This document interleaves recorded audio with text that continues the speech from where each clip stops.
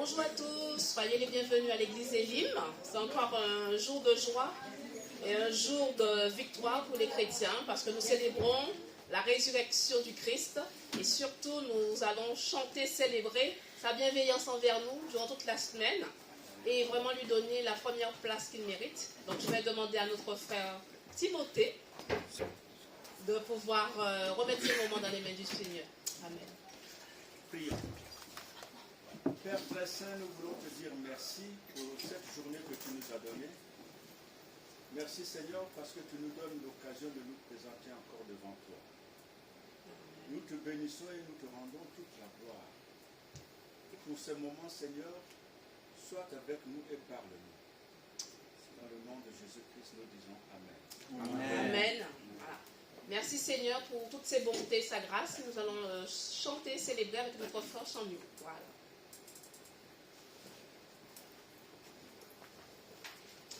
Alléluia. Amen.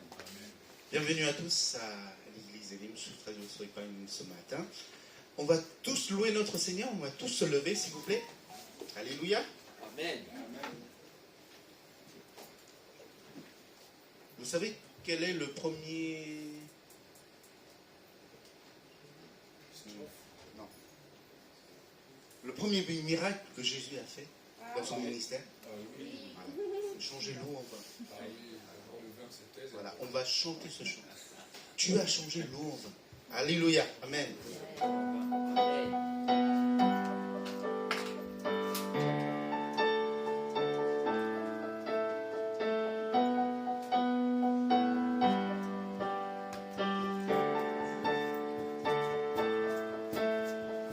Tu as changé l'eau en vin.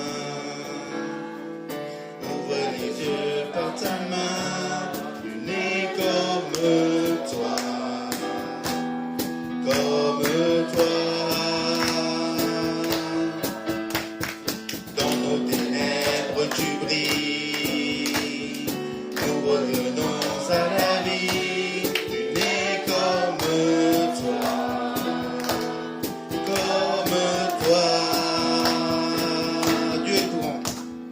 Dieu est le plus grand. Dieu est le plus fort. Dieu, tu es bien au-dessus de tout autre. Notre Dieu guérit, puissant et agit, oh Dieu. Notre Dieu, nous offrons. Tu as changé l'eau en vin. Ouvre les yeux par ta main. Tu n'es comme toi. Comme toi. Nos ténèbres tu brilles. Nous revenons à la vie. Tu n'es comme toi. Comme toi. Dieu est le plus grand, Dieu est le plus fort. Dieu, tu es bien au-dessus de tout autre.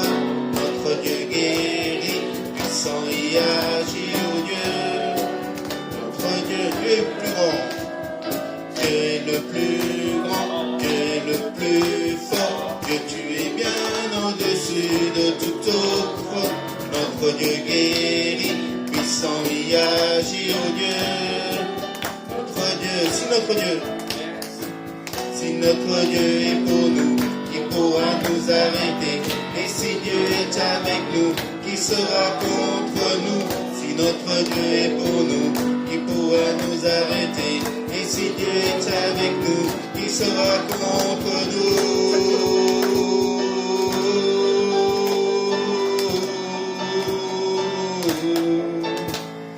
Dieu est le plus grand, Dieu est le plus fort. Dieu, tu es bien au-dessus de tout autre. Notre Dieu guérit, puissant et agit, oh Dieu.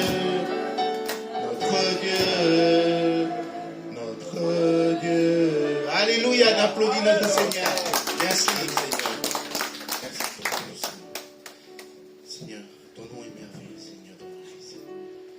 Tu nous as créés, Seigneur, à ton image, Seigneur.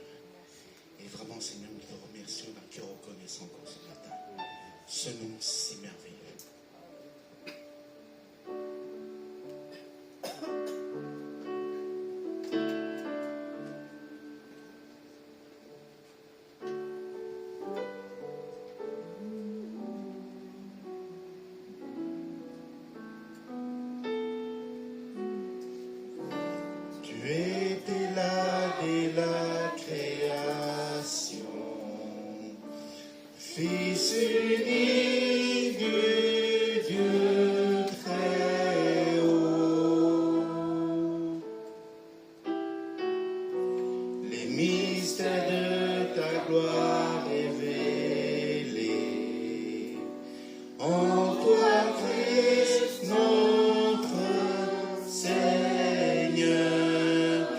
ce nom si merveilleux, oh ce nom si merveilleux, le nom de Jésus-Christ mon roi.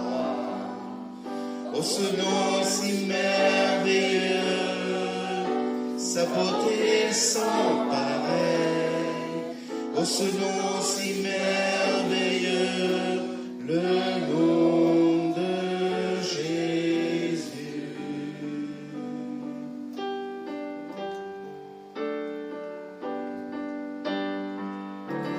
Tu n'as pas voulu les cieux sans nous. Alors Jésus, tu es venu. Ton amour a vaincu mon péché. Rien ne peut nous séparer. Oh ce nom si glorieux, oh ce nom si glorieux, le nom de Jésus-Christ mon roi. Oh ce nom si glorieux, sa beauté sans pareil. Oh ce nom si glorieux, le nom de Jésus.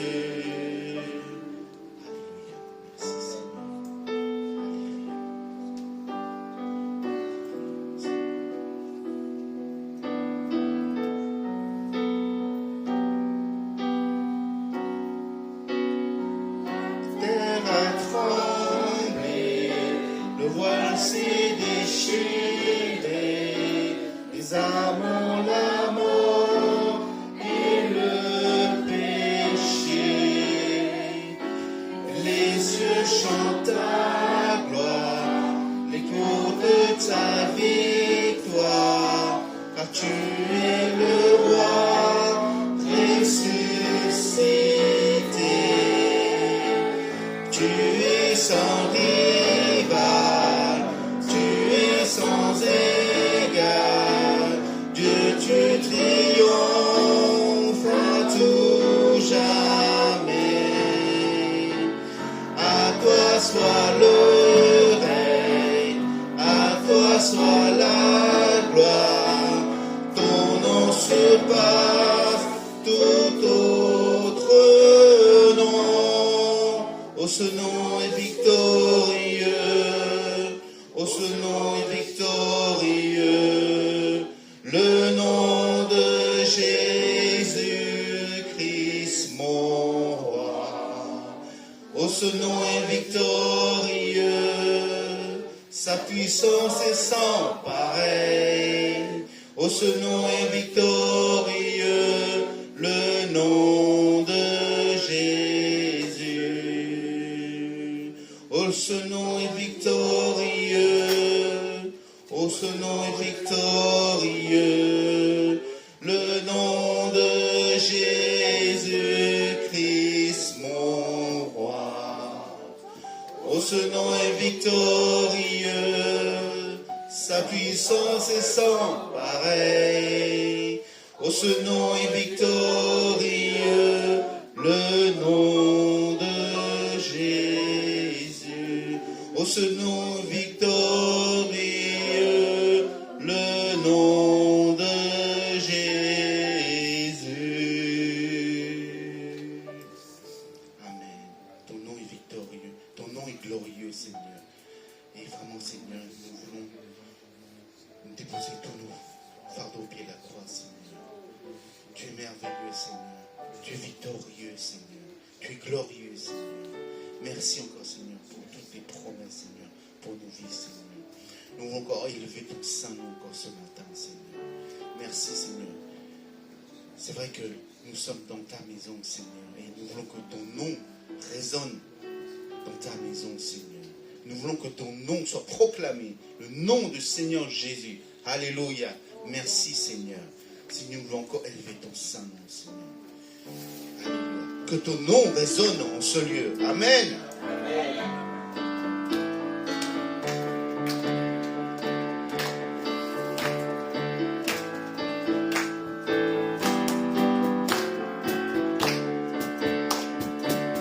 ton nom résonne en ce lieu. Que ton nom résonne en ce lieu. Que ton nom résonne en ce lieu. Jésus, que ton nom résonne en ce lieu. Mon grand. Que ton nom résonne en ce lieu. Que ton nom résonne en ce lieu. Que ton nom résonne en ce lieu.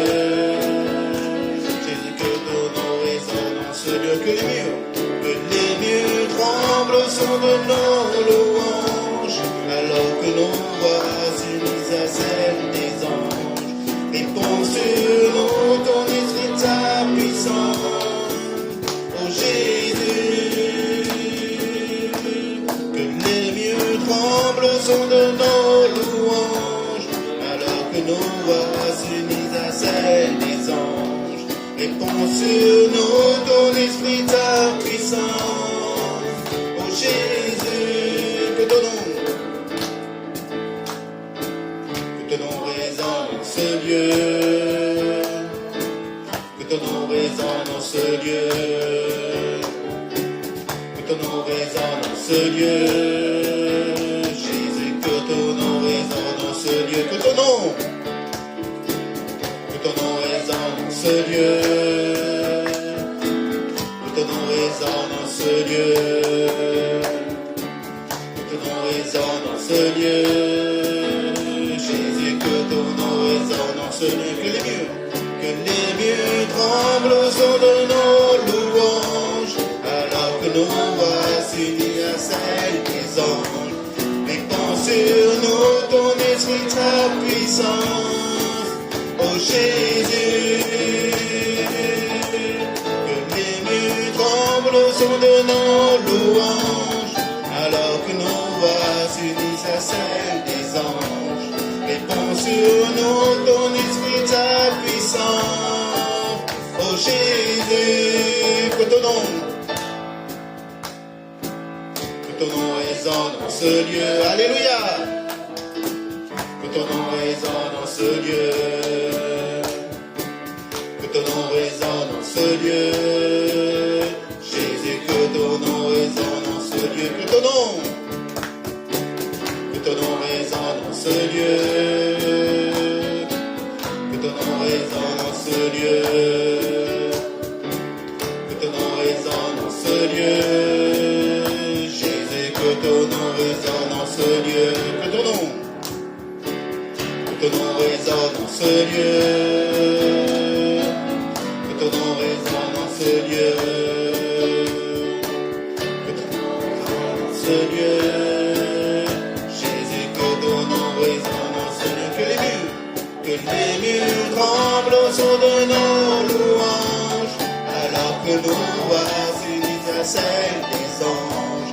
Répands sur nous ton esprit, ta puissance. Oh Jésus, que les murs tremblent au son de nos louanges, alors que nos voix s'unissent à celles des anges. Répands sur nous ton esprit, ta puissance. Oh Jésus,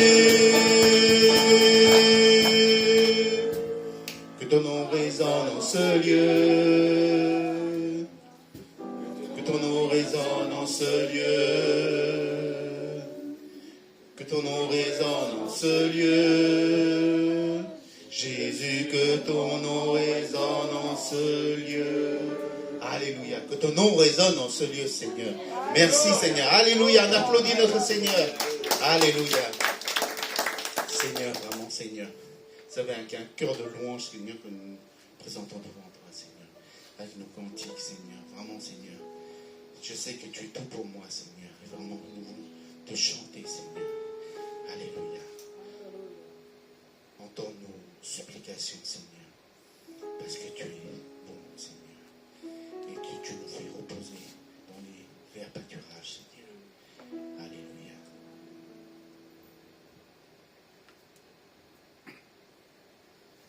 Merci, Seigneur.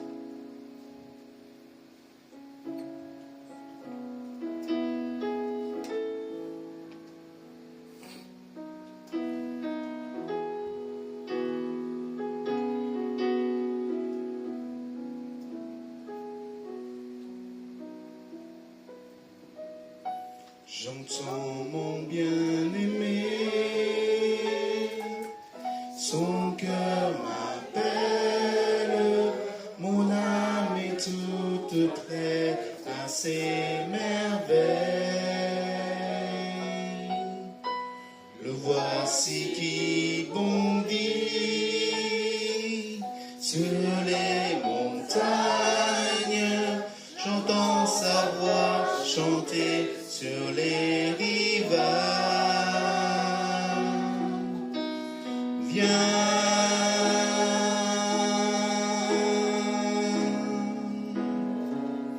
mon cœur t'appelle, oui viens, que je t'emmène dans mon jardin. L'hiver s'en est allé. Viens, je t'aimerai.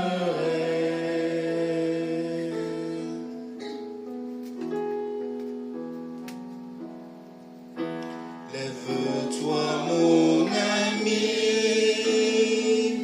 ma toute belle. L'hiver s'en est allé, les fleurs s'éveillent. Vient le temps des chansons et des je t'aime.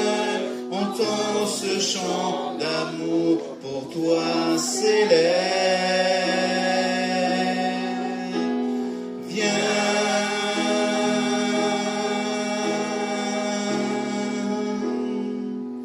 mon cœur t'appelle, oui viens, que je t'emmène dans mon jardin.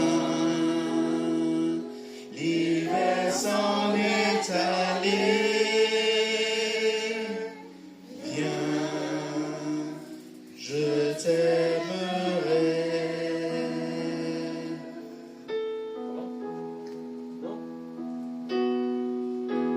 Cet amour est plus fort que nos misères, l'amour d'un Dieu venu sur notre terre. La grâce qui guérit et qui relève, voici l'amour qui ne jamais s'achève. Viens,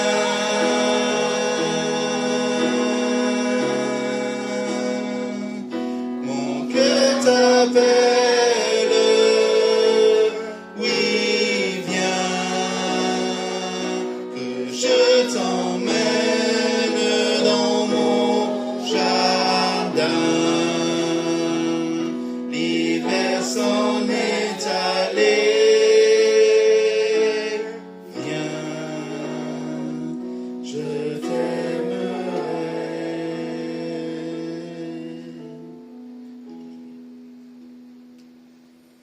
Viens, mon cœur t'appelle, oui viens, que je t'emmène dans mon jardin.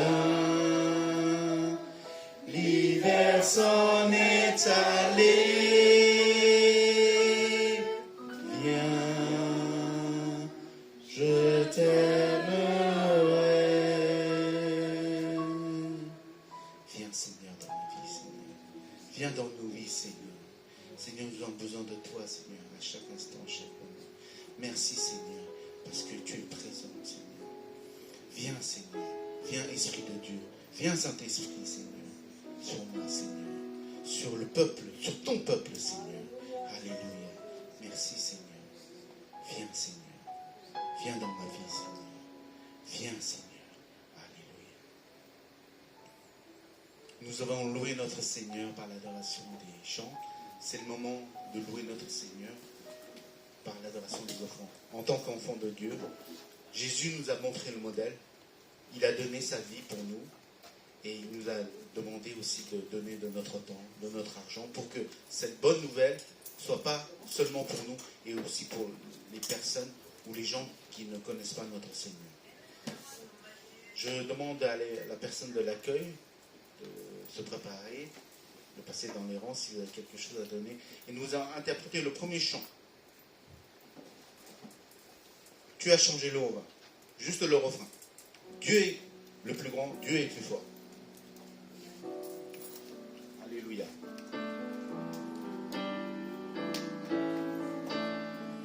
Dieu est le plus grand, Dieu est le plus fort. Dieu, tu es bien au-dessus de tout autre.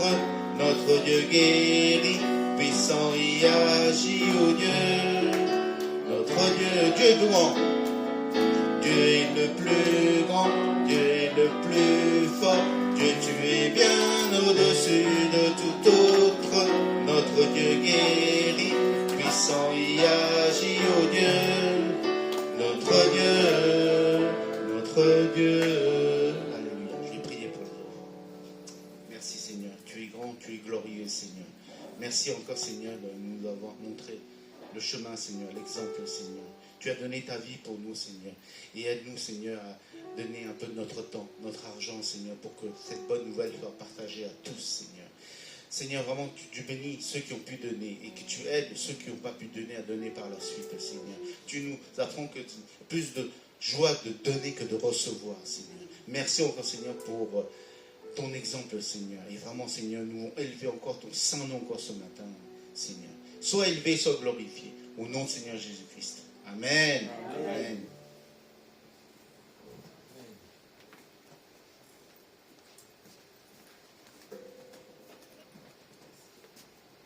Bonjour à tous, que vous soyez en distanciel, en présentiel, vous êtes toujours les bienvenus dans la maison de Dieu. C'est une joie pour nous de nous retrouver, pour chanter, célébrer le Seigneur et puis partager aussi sa parole. Donc avant de partager la parole de Dieu avec notre pasteur Stuart, j'aimerais vous revenir sur les annonces. Donc l'église Elim, c'est l'église des nations, dont la devise est d'aimer Dieu, d'aimer la famille de Dieu, de servir les autres. Après le culte, nous aurons le parcours de disciples. On va continuer l'étude du chapitre 5 d'Éphésiens.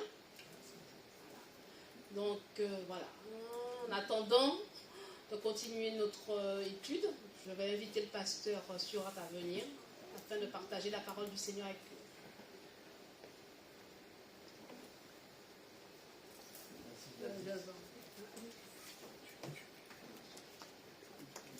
Bonjour à tous. Je crois que la ligne 6 à la ligne 14, ça fait quelques effets. Bienvenue à ceux qui nous suivent au loin, bienvenue à ceux et celles qui sont là.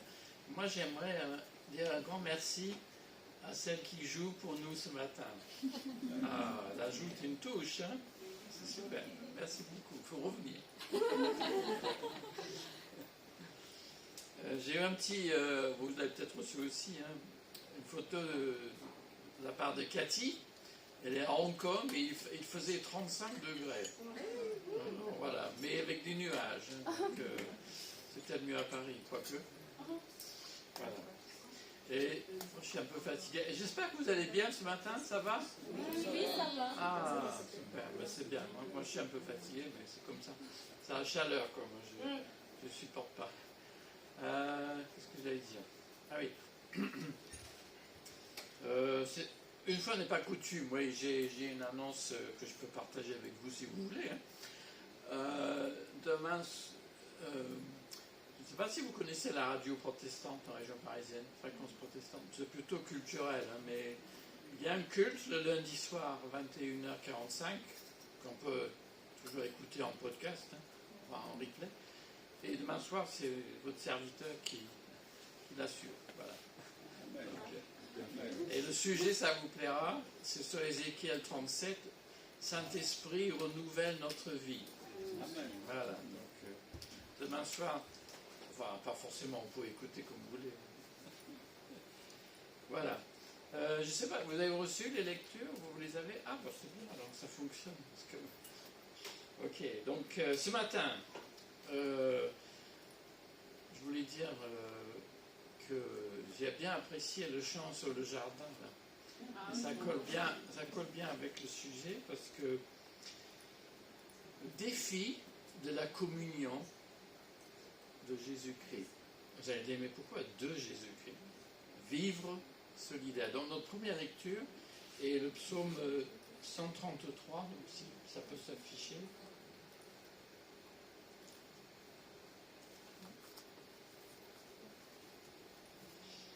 Sinon vous cherchez psaume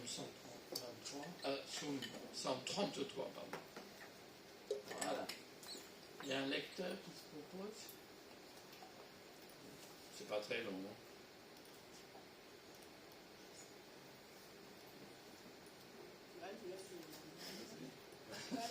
Qui est-ce qui va se dévouer? Pas tous à la fois. Hein. Oui, allez-y. Pardon, j'avais pas vu la main. Fallait juste se lancer. Chant pour ceux qui montent à Jérusalem de David. Oui, il est bon, il est agréable pour des frères d'être ensemble. C'est comme le parfum de l'huile précieuse versée sur la tête du grand prêtre Aaron. Elle descend sur sa barbe, puis jusqu'au col de son vêtement. C'est comme la rosée qui descend du mont Hermon sur les montagnes de Sion, car c'est là, à Sion, que le Seigneur donne sa bénédiction, la vie pour toujours. Amen. Merci, on va reprendre notre souffle. Il faut légèrement plus lentement, parce qu'on n'a pas le temps de l'emmagasiner. Hein. C'est là, à Sion, que le Seigneur donne sa bénédiction. Oui. Voilà, comme ça on a le temps de... Ah oui. Deuxième lecture, dans le livre des Actes, chapitre 2, les versets 42 à 47. Alors, oui, il y a 5 versets. Allez, deuxième lecteur, une autre personne, ou lectrice. Ah, merci. Bien fort, hein. Oui, tout s'appliquait fidèlement à écouter l'enseignement que donnaient les apôtres, à vivre dans la communion fraternelle, à partager ensemble le pain et à participer aux prières. Chacun reconnaissait l'autorité de Dieu, car il accomplissait beaucoup de prodiges et de signes extraordinaires par l'intermédiaire des apôtres. Tous les croyants étaient unis et partageaient entre eux tout ce qu'ils possédaient. Ils vendaient leurs propriétés et leurs biens et ils répartissaient l'argent ainsi obtenu entre tous en tenant compte des besoins de chacun. Chaque jour, d'un commun accord, ils se réunissaient dans le temple, ils partageaient ensemble le pain dans chaque maison et prenaient leur nourriture avec joie et sincérité de cœur. Ils louaient Dieu et ils étaient estimés par tout le monde. Et le Seigneur ajoutait chaque jour à leur groupe les personnes qui l'amenaient au Seigneur. Merci. Alors, je pense que je suis d'accord, ça décoiffe un peu cette traduction-là. Hein.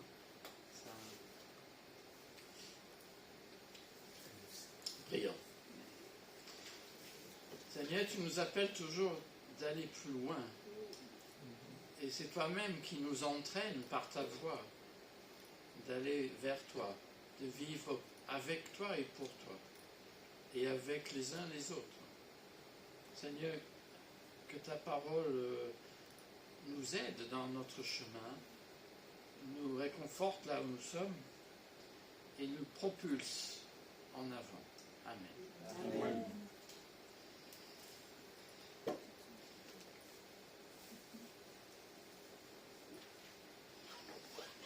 Alors, je pense que tout être humain, soit, si c'est un homme, il a un grand frère, ou on cherche l'âme sœur, ou on cherche d'avoir des vrais amis.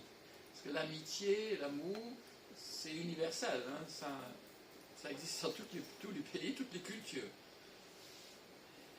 Et en quelque sorte, c'est parce que l'être humain n'est pas fait pour être tout seul. Et nous avons des relations différentes sortes, hein, mais qui ne sont pas les mêmes entre les membres d'une même famille, quelqu'un qui est marié, ou une amitié. Et en quelque sorte, surtout de nos jours, notre cœur est sec, est desséché. La vie actuelle ne nous aide pas, enfin, nous aide beaucoup à faire des rencontres, si je peux dire, mais qu'on trouve quelqu'un, la personne, ou dans notre vie, d'avoir des relations avec des gens qui ne nous déçoivent pas, ça c'est plus difficile. Et on aspire, bien que nous-mêmes nous savons que nous décevons les autres, nous n'aimerions pas le faire, mais nous aspirons à des relations de confiance. Vous êtes d'accord? Ben oui, c'est un fait humain. Bon, selon son âge et selon sa situation, c'est pas pareil. Alors la question que je vous pose ce matin, la communion fraternelle, c'est quoi? Parce que là aussi, c'est une relation. Alors, pour ceux comme mon fils qui aiment bien le sport, on évoque la communion lors des grandes messes sportives, le communion un peu chaudron dans les stades, où la ferveur, oui, elle est tangible, elle est audible surtout, enfin elle est visible aussi dans les hauts-là, mais il y a une communion entre les gens dans le même stade, parce que ils sont venus tous avec le même but, enfin de soutenir leur équipe. Et on parle couramment, en tout cas en France, d'une grande messe sportive. Alors c'est quoi cette communion-là? C'est quoi? Est-ce une sorte de fusion de l'individu dans la foule? Est-ce ça, la communion fraternelle? Ou on devient un petit morceau d'une agglomérée? Et parfois, ce genre de communion, parfois ça sème la confusion aussi. Donc il faut qu'on soit clair, même dans l'Église, est-ce que la communion, c'est une fusion? Je ne crois pas. C'est-à-dire qu'on ne disparaît pas. On ne vient pas seulement pour avoir une sorte d'ambiance où que tu sois, enfin, selon les cultures, selon les expressions de la foi, ce qui soit chaude ou qui soit moins chaude, enfin moins brûlante, je ne sais pas comment il faut le dire, mais cette ambiance, c'est important, mais est-ce que c'est pour qu'on soit fusionné et qu'on disparaît dans ce sentiment merveilleux? Est-ce ça la communion? La question elle mérite d'être posée aujourd'hui parce que on ne sait pas toujours ce que c'est. Alors le psaume 133 décrit un suave bonheur par ces images douces. Alors elles étaient quoi les images? Vous l'avez peut-être remarqué, il y avait deux images surtout. Il y avait le parfum sur la tête du grand prêtre. Donc c'est l'huile qui met l'huile sur sa tête, ou le parfum, enfin on dirait parfum aujourd'hui. Et deuxième image, c'était quoi? On a déjà oublié. On ne va pas refaire la lecture. La rosée. Ah oui. Alors la rosée, ça coule aussi. Donc là, comme on dirait en français courant, tout baigne, tout coule bien. Ah oui. Là, mais c'est des images de quelque chose qui est difficile à décrire, mais d'un bonheur, d'une joie, d'être ensemble. Nous le savons qu'effectivement, être ensemble dans l'Église, c'est pas parce qu'on chante, mais il y a une joie. Alors, Luc, puisque c'est lui qui a écrit le livre des Actes, il brosse le portrait de la vie des premiers chrétiens dans cette église à Jérusalem. Alors qu'est-ce qu'on lit? Alors là c'est dans une traduction. Ah oui. Ils étaient assidus à l'enseignement des apôtres, à la communion fraternelle, au partage du pain. Alors littéralement c'est la fraction du pain, et aux prières. Donc il y a 4 choses là.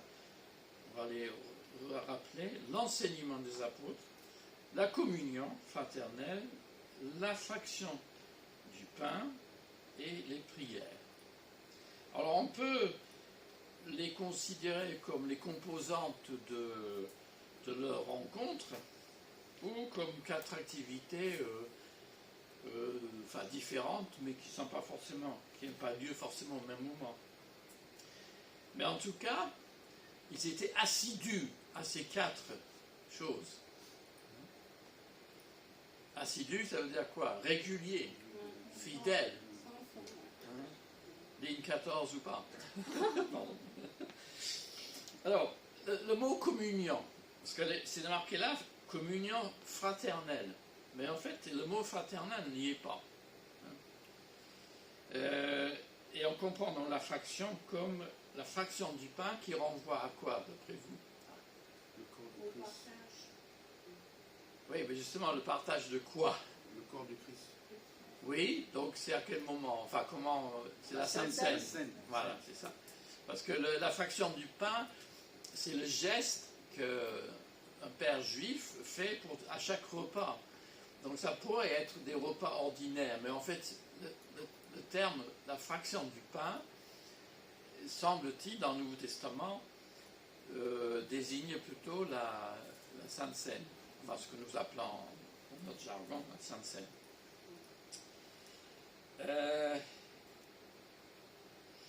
Alors, ensuite du passage décrit donc le partage des repas en général, et on le voit bien, ils mangeaient souvent ensemble ces gens-là.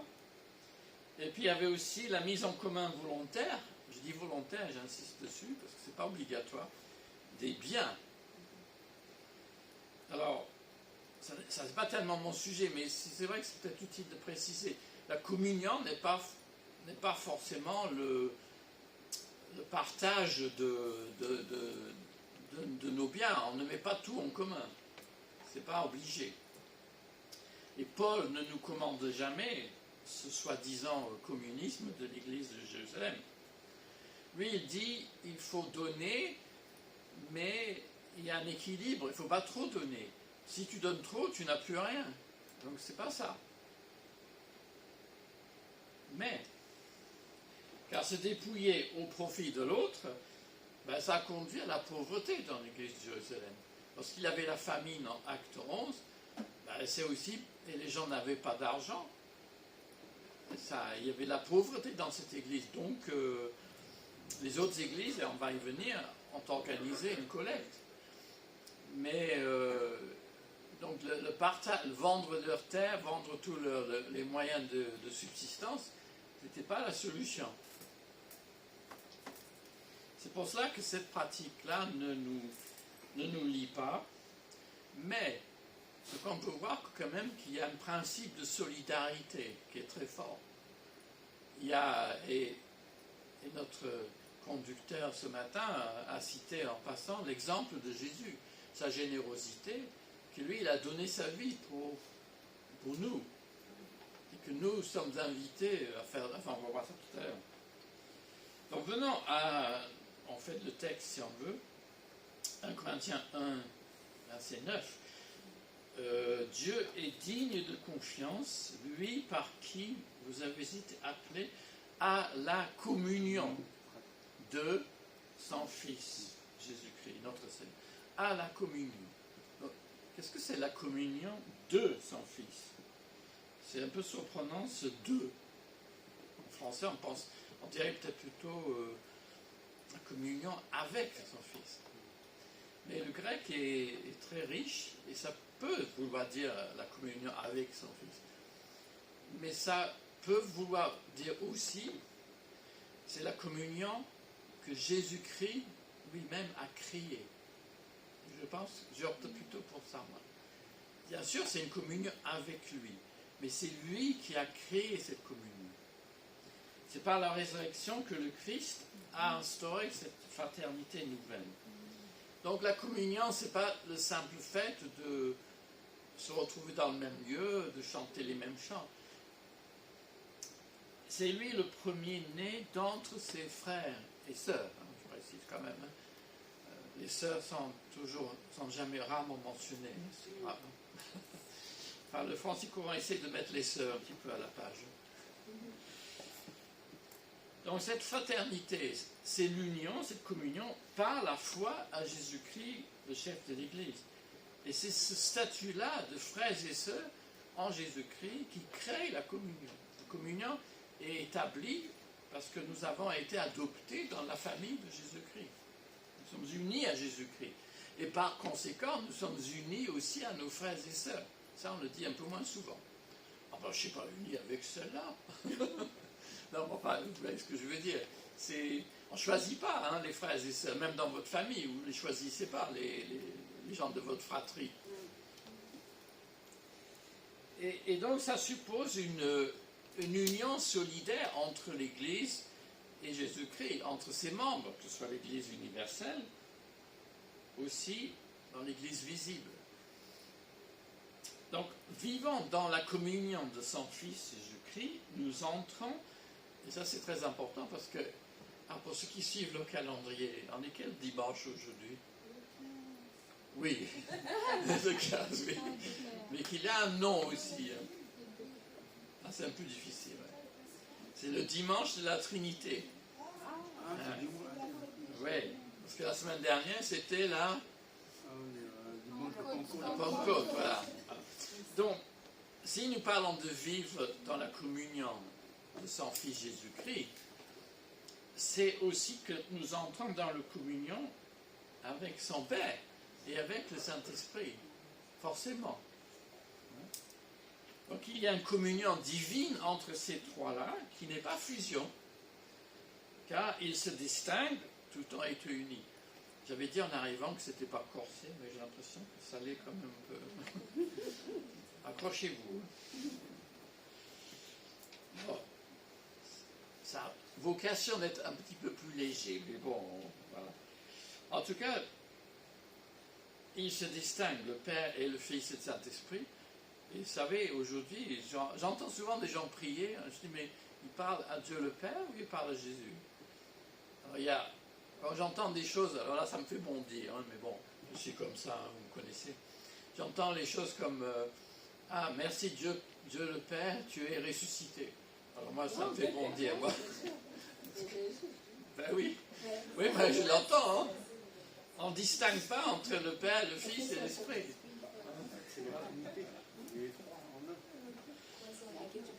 Donc, cette communion, c'est ni fonction, ni fusion, ce n'est pas une fusion, et ce n'est pas non plus une sorte d'automatisme. Alors, je pense qu'en arrivant, nos techniciens, ils ont branché, oui, il y a des prises qui sont branchées. C'est pas ça la communion, c'est pas je mets une prise et puis c'est branché. Non. C'est une relation organique. C'est-à-dire, nous sommes faits une même plante avec Jésus-Christ, dit l'Épître aux Romains. Ça ne donne pas tout à fait le même feeling. Hein? Vous voyez, devenir une même plante avec lui, c'est vivant. Enfin, sauf quand c'est moi qui les arrose. Mais... Et c'est une relation d'amour et de confiance qui est appelée à grandir. Une plante, normalement, ça grandit. Hein? Enfin, quand je dis quand c'est pas moi qui arrose. Donc, voilà, tout ça c'était l'introduction. Aïe, aïe, aïe. Alors, vivre solidaire avec les frères et sœurs de la même communauté. Donc, on a essayé de voir ce qu'est la communion. Ce n'est pas fusion, ce n'est pas confusion, ce n'est pas un automatisme, mais c'est créé par notre foi en Jésus-Christ. Ça nous met en relation avec le Seigneur, Père, Fils et Saint-Esprit. Et ça nous remet en relation, je ne dis pas des choses très compliquées, là, en relation les uns avec les autres dans la même Église. Donc, mais l'idée de communion, parce que nous, notre idée de communion, c'est que ça baigne, quoi. C'est un sentiment, c'est plutôt une communion sentiment. Et moi, je vous dis, le mot communion, d'accord, c'est union avec, par la foi, mais ça implique participer, ça implique être solidaire. Donc, vous voyez, ça nous amène un peu plus loin. C'est Jésus le chef de notre communauté locale. Amen. Et il nous invite donc à une communion qui soit solidaire. On ne vient pas à l'église en solitaire, on vient à l'église en solidaire. Elle consiste à une solidarité entre les membres de son corps qui forment la communauté locale. C'est vrai, vous êtes une église, vous aimez bien être ensemble, mais c'est ça la solidarité. On va voir comment ça se vit. Parce qu'il y a des églises où les gens, ne se parlent pas, ils se connaissent moins bien. Et puis si les gens viennent de loin, ça ne facilite pas une communion, une solidarité. Et donc, voilà le plaidoyer de ce matin.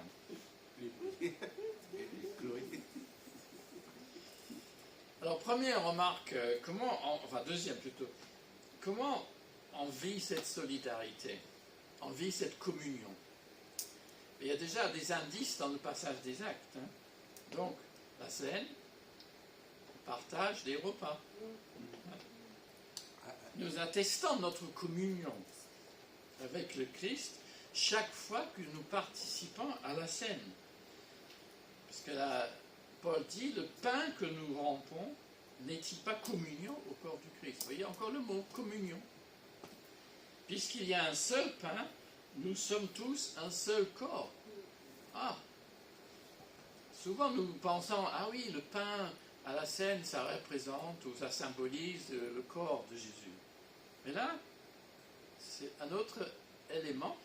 Nous formons un même corps parce que nous prenons tous le même pain. Le corps, d'accord, il y a le corps du Seigneur, mais nous formons un corps aussi. Ah. Alors nous affichons donc que nous formons ce même corps lorsque nous prenons le pain et la coupe de la Sainte Seine. Ça, j'ouvre une parenthèse, mais moi j'aime bien que ce soit du vrai pain, qu'on puisse voir quelqu'un qui puisse le rompre. D'abord pour que ce soit la fraction du pain, et ensuite, on voit bien qu'on prend le pain ensemble. Hein? Alors, on ne s'est pas baptisé dans la bière. Hein? Alors, moi je dis, Jésus a pris du pain et du vin. Alors pourquoi nous on met des miettes de craqueuse ou je sais pas quoi. Moi, je suis pas d'accord avec ça, mais bon. Allez, je ferme la parenthèse. Alors, distribuer la scène aussi, il y a des façons de faire qui montrent que nous formons un corps. Alors, si les gens sont debout, par exemple, on va se voir donc qui est le corps. Si on fait un cercle, même avec ceux qui ne prennent pas, on voit bien qu'on est unis ensemble. Mais c'est le fait de prendre la Sainte Seine, déjà, en elle-même, elle est un signe que nous formons ce corps. Et pas n'importe quel corps. Nous sommes son corps en tant qu'Église visible. Et l'association cultuelle, dans la loi française, elle réunit les membres de l'Église locale. Et c'est nécessaire. Ça aussi, c'est une manière de rendre visible qui est membre, qui décide, qui participe aux décisions de la communauté. Et nous montrons que nous appartenons au Seigneur parce que nous sommes dans cette alliance, la nouvelle alliance. Donc, soyons assidus à la table et humbles à la table du Seigneur. Troisièmement, j'ai pas mentionné le repas. Bon, ça peut être des repas sur place, comme vous le faites. Donc, et c'est vrai que, je ne sais pas si vous vous rappelez de cette dame, j'ai déjà dit ça ici. Une dame de l'église de Courbevoie qui est venue, c'est une famille, elle m'avait dit, mais c'était je me suis senti très très bien accueilli dans cette communauté pour ce repas. Alors on vous lance une fleur pour une fois. Pas souvent. Alors je vous lance la fleur. Alors, l'hospitalité et les visites et les sorties ensemble. Et oui, c'est comme ça qu'on vit une communion fraternelle. C'est aussi l'image, parce que l'image du corps est très forte. Vous savez, l'Église, et on le sait avec le net, l'Église n'est pas seulement les gens qui sont assis ici sur les bancs. Il y a des gens qui sont un peu plus loin. Il y a des gens qui sont absents pour raisons de santé, mais qui font partie de ce corps. Et l'apôtre dit, lorsque un membre du corps souffre, vous connaissez la suite? Tout le corps souffre. Eh oui. Ben, ça montre bien qu'il y a une solidarité. Si vous avez mal aux pieds, ben, vous ne pouvez pas venir au culte facilement parce que vous ne pouvez pas marcher. Mais même si vous avez ça, le reste du corps est affecté. Alors évidemment, l'hospitalité, les repas, c'est les responsables de l'église locale qui doivent superviser ça. C'est un travail, ce qu'on appelle pastoral, c'est-à-dire tout le monde n'entre pas dans tous les détails de la vie privée des uns des autres. Mais être conscient qu'il y a quelqu'un qu'on n'a pas vu depuis quelque temps, pourquoi, est-ce qu'il est malade, etc. Est-ce que quelqu'un peut aller le voir ou téléphoner? C'est ça la solidarité, c'est ça la communion, qui se voit pas seulement le dimanche matin. Et ça nous concerne tous, même si il y a des initiatives qu'il faut faire en lien avec les responsables de l'Église. C'est pas la peine que tout le monde arrive à 4h dimanche après-midi ou en visite à la même personne. C'est un peu, là, ce serait trop. Ou le même malade à l'hôpital, vous voyez, ça se coordonne un peu. Il y a des ministères spécifiques aussi à l'hôpital et dans les prisons. Mais vous-même, passez un coup de fil à quelqu'un que vous connaissez dans l'église, si vous avez leur téléphone évidemment, ou inviter quelqu'un. Oui. Rendre visite à quelqu'un, c'est ça la communauté, c'est ça la solidarité. Et l'été à Paris peut être très très difficile pour certains.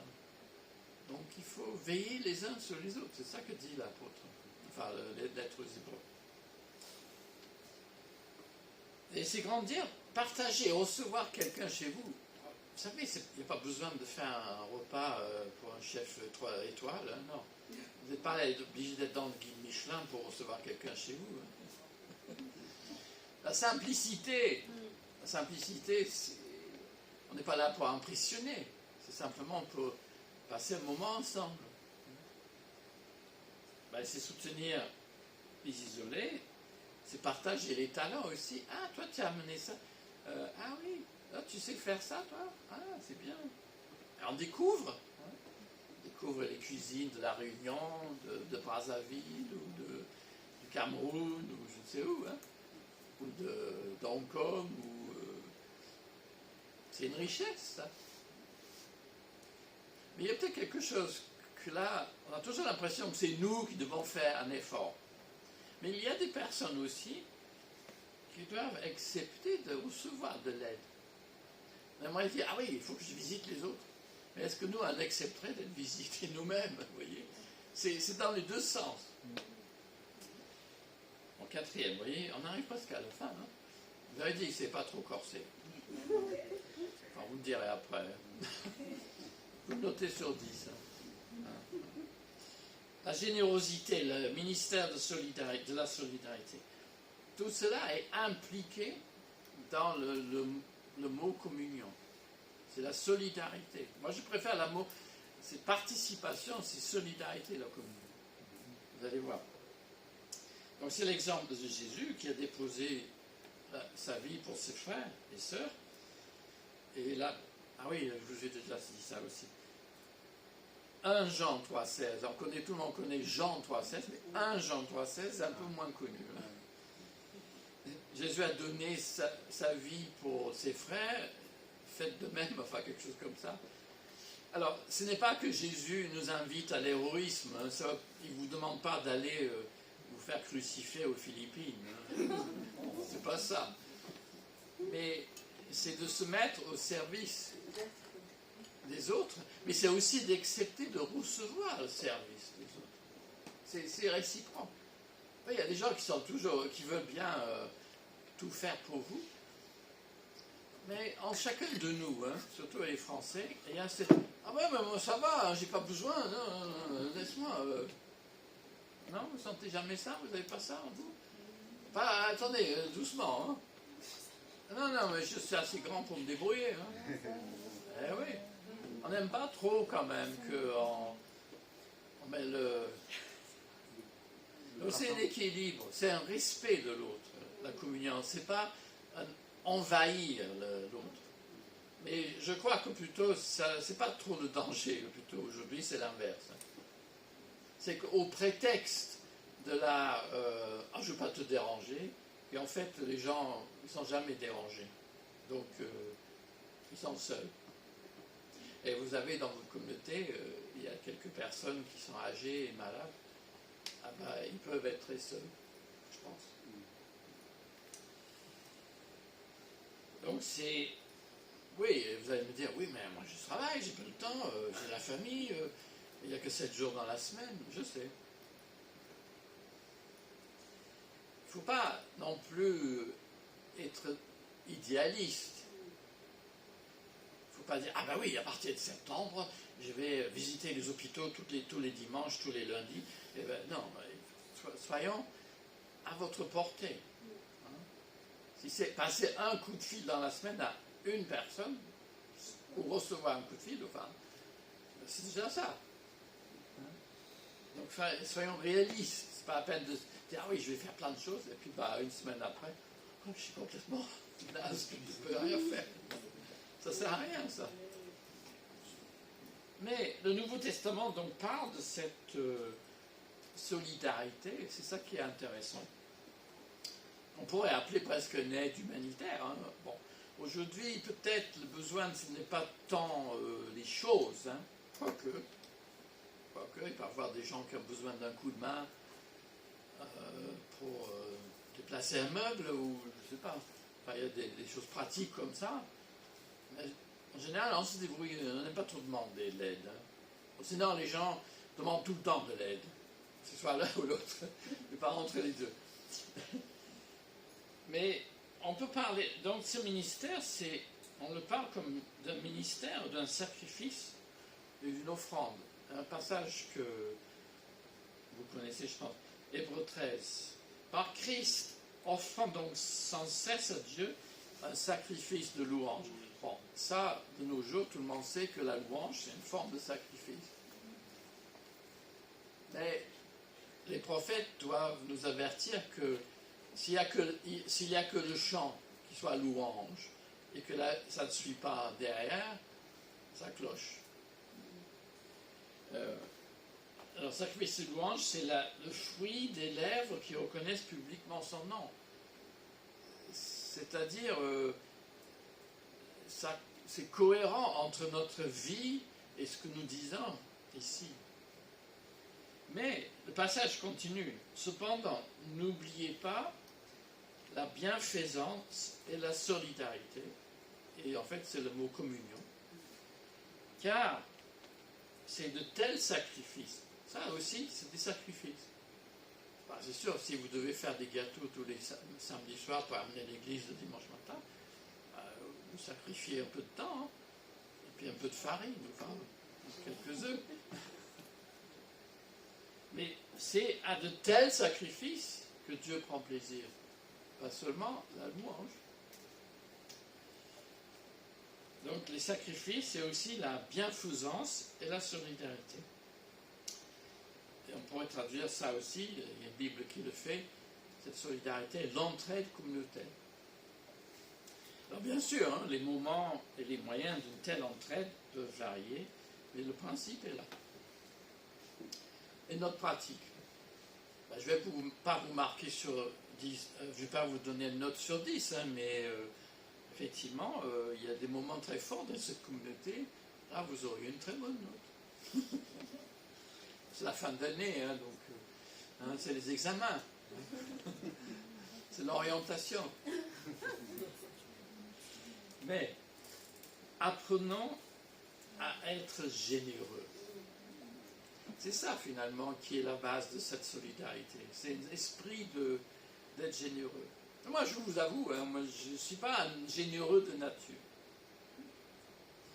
J'avais un ami qui j'étais en colocation, j'étais étudiant, il m'a dit, toi, hein, t'es chiche, hein. Mais c'était pas un compliment, hein. Oui, moi, les calculs, hein, tout, hein, dépensant pas trop, hein, non. Mais cet esprit-là peut tuer la générosité. c'est vrai que l'inverse, les gens qui donnent tout le temps et comptent jamais ce qui reste, ils ont des problèmes aussi. Donc c'est peut-être un équilibre entre les deux. Mais parfois, nos calculs de comptable, là c'est déjà à 10%, je ne peux pas faire plus. Hein? Ah bon? Le Seigneur ne nous appelle pas à un chiffre, il nous appelle à une générosité. Et c'est cette mentalité-là qu'il faut cultiver. Et ça commence quand on est jeune, d'apprendre à donner. Ben oui, heureusement mon ami était là, mais il m'a appris à donner. Enfin, un peu. Oui, mais c'est d'apprentissage, quoi. Ce n'est pas naturel de donner. Parce qu'on se dit, oui, il ne faut pas que moi, il m'en manque. Hein. Mais c'est qu'on oublie, et ça c'est pour les gens qui travaillent, qui gagnent un salaire, une des raisons, on l'a lu quand il y avait les 10 commandements, peut-être vous vous rappelez, dans Éphésiens, ah oui, vous êtes dans les Éphésiens, oui, mais c'est la fin du chapitre 4. C'est dit que on travaille pour avoir de quoi donner à ceux qui sont dans le besoin. Ah, tiens, j'avais pas pensé à ça, hein. Ça ne paraît pas très...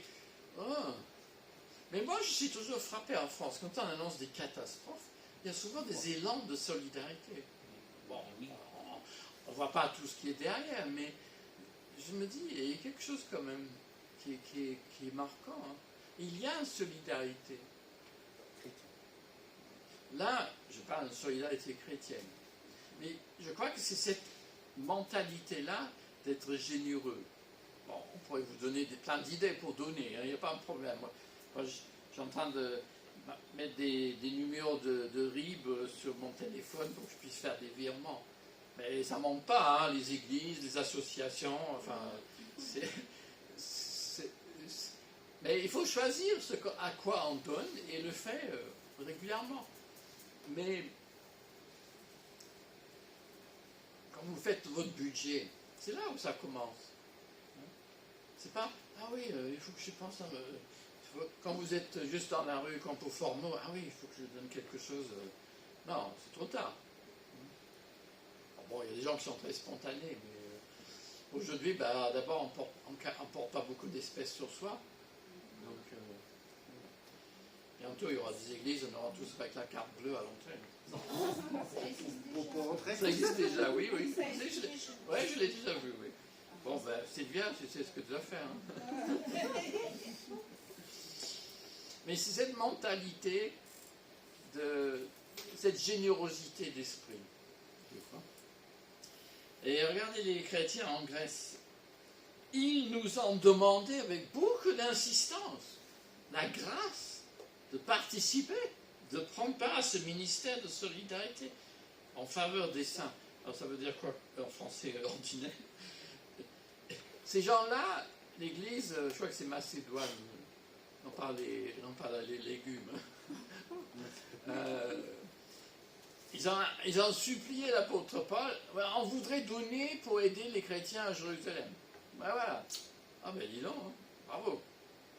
Donc, une grâce pour participer à l'envoi d'une aide aux croyants de Judée. C'est ça que ça veut dire. Et c'est ça le Nouvel Français courant. Et ce qui est intéressant, Paul nomme le fait de donner à une cagnotte, parce qu'aujourd'hui on appellerait ça une cagnotte, hein, je crois, une grâce. C'est un ministère de solidarité. Ça nous rappelle aussi que, quelle que soit l'étiquette dénominationnelle, que nous avons des frères et sœurs de la même groupement d'église, en France et aussi dans d'autres pays. Et c'est bien aussi que notre église s'enrichit de cette dimension-là. Nous pouvons être interpellés qu'on appelle le fait de donner de l'argent pour une collecte, un ministère de solidarité.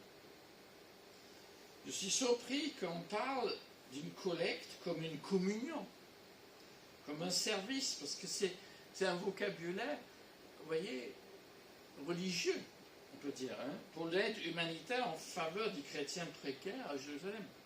En France, la loi de 1905 ne vous permettrait pas d'envoyer l'argent à, je sais pas, à reconstruire la maison du pasteur à Gaza.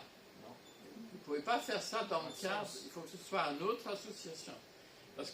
Mais dans la Bible, cette collecte, si vous faisiez une collecte, enfin je dis ça comme ça, hein, cette collecte-là, ce serait comme un acte du culte. Mais dans le cadre français, il faut faire 2 offrandes. Une pour le culte.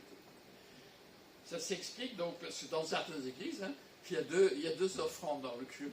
Une au milieu du culte pour le ministère de la parole, donc pour les frais de culte. Parce qu'il y a encore des gens, vous savez, il y a des gens qui pensent que c'est l'église, l'État qui donne à l'église. Mais non. Voyons. Pour le ministère de la parole, il faut que les pasteurs aient de quoi vivre, il faut qu'il y ait on forme des gens, il faut qu'il y ait des professeurs de théologie qui forment des gens. Hein. Et puis il y a une autre collecte pour la solidarité. On est obligé de faire comme ça en France. Mais c'est important de le dire, parce qu'on ne le dit pas souvent. Donc j'aide le trésorier là. C'est Clarisse, c'est quoi? Non. Merci. Mais ce qui est étonnant dans la Bible, c'est que ces 2 genres d'offrandes, on l'appelle un ministère et une offrande. Donc c'est comme si vous donnez, vous donnez au Seigneur lorsque vous donnez pour une offrande humanitaire, on pourrait dire. Et c'est la gestion de cette collecte qui fait, donc c'est un autre verset, on ne va pas lire, on est presque à la fin. En fait, donner à des chrétiens au loin, c'est participer. Oui, pardon, je crois que vous entendez une fois ça que je ne tiens pas ça, vous n'entendez rien. Non. Donner, c'est participer à une grande chaîne de gratitude. Parce que, on ne sait pas, mais lorsque vous donnez, ça rend joyeux et reconnaissant les gens qui reçoivent. Et qu'est-ce qui vous fait donner? C'est parce que vous avez reçu de Jésus-Christ la grâce. Donc, quand on donne, on participe à une grande chaîne de gratitude. Et on fait grandir cette chaîne de gratitude. Ça, je crois que c'est quelque chose qui parle. Enfin, moi, ça me parle. Voilà. On est presque à la fin. Hein. Ça va? On tient le coup. Ah oui, t'entends tout de suite. Merci pour l'encouragement. Bon, la conclusion, parce que là, avec tout ça, qu'est-ce qu'il faut retenir? Nous vivons dans un monde imparfait, oui, ça on le sait, et nous-mêmes, nous sommes imparfaits. Je dis ça parce que le message peut donner l'impression que tout baigne, que être généreux, c'est formidable, et que, comme je dis à mon fils souvent, hein, on n'a pas un arbre sur le balcon qui fait pousser des billets de banque. Hein. Vous l'avez, vous, chez vous? Ah bon, dites-moi. Donc, apprendre des bonnes habitudes de gestion, mais de générosité et de solidarité, afin de faire rayonner l'amour chrétien et le témoignage de l'Évangile. Ah ben non, il y en a qui n'écoutent pas. Hein. Oh! Bon, je sais que c'est la fin, mais quand même. Désolé, pasteur. Voilà, je le redis. Apprenant des bonnes habitudes de solidarité, de générosité, de gestion aussi. Voilà. Ben oui, ça va ensemble. Parce que notre générosité, mine de rien, il y a un autre but aussi, c'est de faire rayonner l'amour chrétien et le témoignage de l'Évangile. Alors, je ne voudrais pas que vous sortiez d'ici en disant « Ah ouais, c'était pas mal, c'était sympa, c'était pas trop corsé. » Mais que ça vous remue un peu et que ça vous aide à faire quelque chose dans votre vie qui sera une suite. Quoi. Voilà. Prions. Seigneur, merci parce que tu nous fais tant de grâce dans la vie. Tu nous enrichis de multiples moyens. Et nous avons des frères et sœurs et tu nous as mis dans cette communion internationale avec toi-même, avec ton Père, avec le Saint-Esprit et avec nos frères et sœurs. Seigneur, aide-nous à les aimer. Aide-nous aussi à être solidaires et à trouver l'expression juste de notre foi, de grandir dans cet amour cette solidarité, cette communion fraternelle, pour que notre Église rayonne de ton amour par Jésus-Christ. Amen. Amen. Voilà. Alors je rends le micro à je ne sais plus. Merci. Merci, Pasteur Stuart.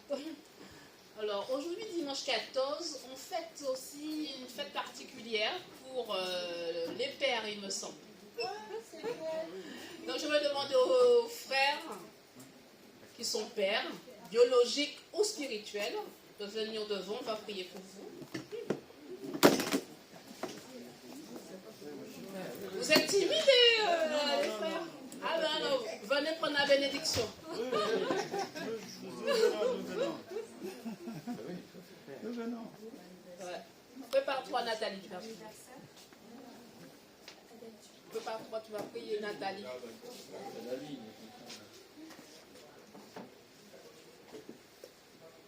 Alléluia. Prions pour nos frères. Père éternel, nous te remercions, Seigneur, pour le modèle de Père que tu fais pour chacun d'entre nous, chacun des membres de EI, mon Père Tout-Puissant. Merci pour ces pères que tu nous as donnés, Seigneur, que ce soit des pères pourvoyeurs physiques ou spirituels également, Père Tout-Puissant. Nous te remercions pour tout ce que tu fais, Seigneur. La base de la Bible, Seigneur, c'est d'être en famille, un père, une mère et des enfants, Père Tout-Puissant.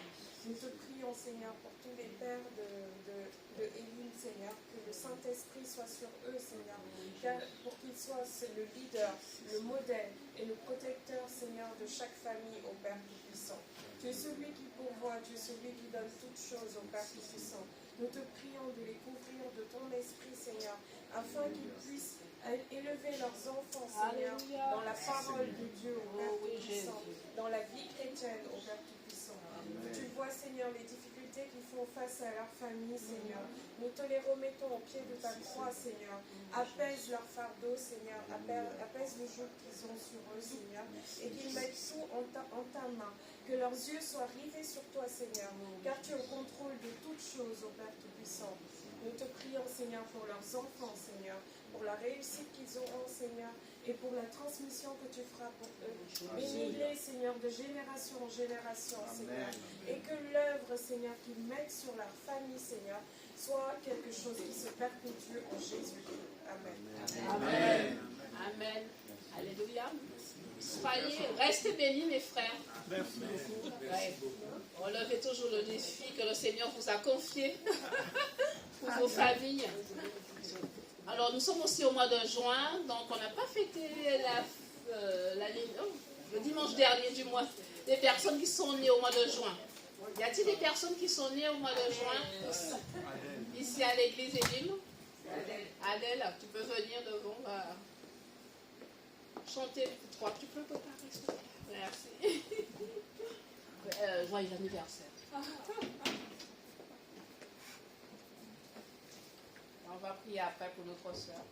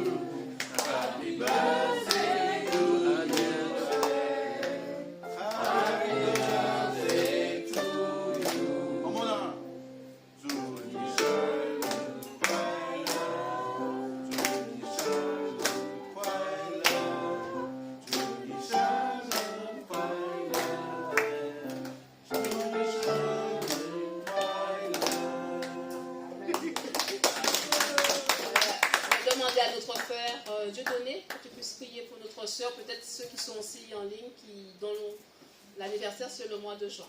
Amen. Éternel, te rendons grâce, parce qu'en ce jour exceptionnel pour notre soeur Adèle, que plus de bénédictions spirituelles l'abondent. celle que le Père a déjà réservée pour elle, Oh dans oui, les lieux Jésus. célestes en Jésus-Christ. Qu'elle soit bénie en ce jour et que ces bénédictions aillent tout autour de sa famille, de ses enfants, de tout ce qui lie à elle. Père, bénis-la encore à ce jour. Donne-lui tout ce dont elle a besoin pour la vie et pour tout ce qui tourne autour d'elle. Nous te rendons grâce et nous t'avons ainsi prié au nom puissant de notre Seigneur Jésus-Christ. Qu'elle reçoive toute cette bénédiction en ce jour. Amen. Amen. Amen. Voilà, notre culte s'est terminé. Merci, bonne semaine et à dimanche prochain. Au revoir.